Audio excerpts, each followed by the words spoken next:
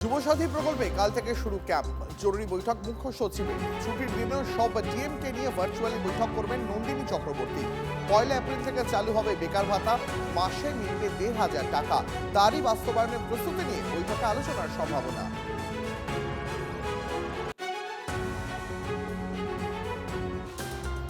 আর এদিকে ভোটের আগে বেকারত্ব ইস্যুকে অস্ত্র করে সরকারকে নিশানা শুভেন্দু অধিকারীর। যুবসাথী প্রকল্পকে ড্রামাবাজি বলে কটাক্ষ। 2013-র 17 লক্ষ আবেদনকারীর ভবিষ্যৎ কি হলো, কতজন চাকরি পেয়েছেন, শ্বেতপত্র প্রকাশের দাবি তুলেছেন বিরোধী দল নেতা। বেকার ভাতার জন্য ফর্ম ফিল আপের সঙ্গে চাকরি রায় বাংলা ফর্মও ফিল আপ করুন। বেকার যুবক যুবতীদের আহ্বান শুভেন্দু।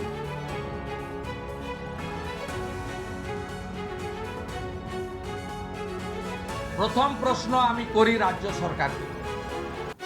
2013-র 17 লক্ষর আবেদনকারীর ভবিষ্যৎ কি হলো জানান আপনি জনগণ।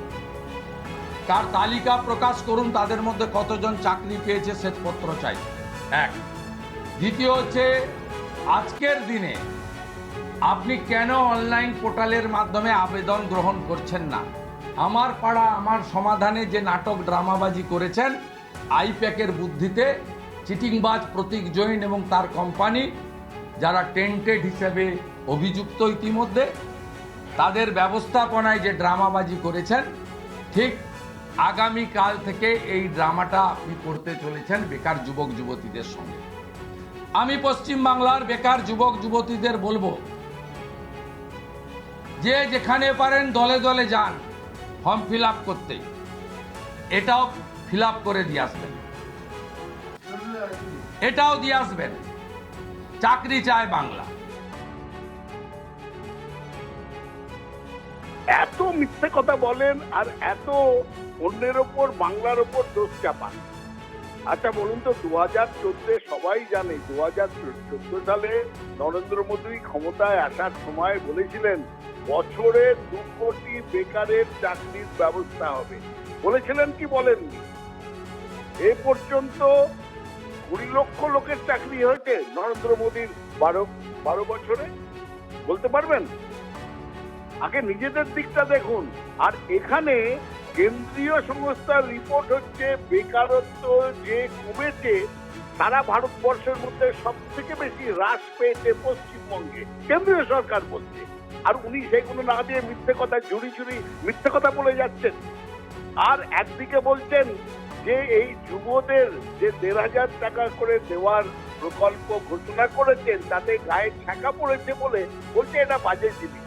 আবার বলছেন যে সবাই দলে দলে গিয়ে নাম লেখান। নাম তো লেখাবেই, মানুষ নাম লেখাবে, টাকা পাবে।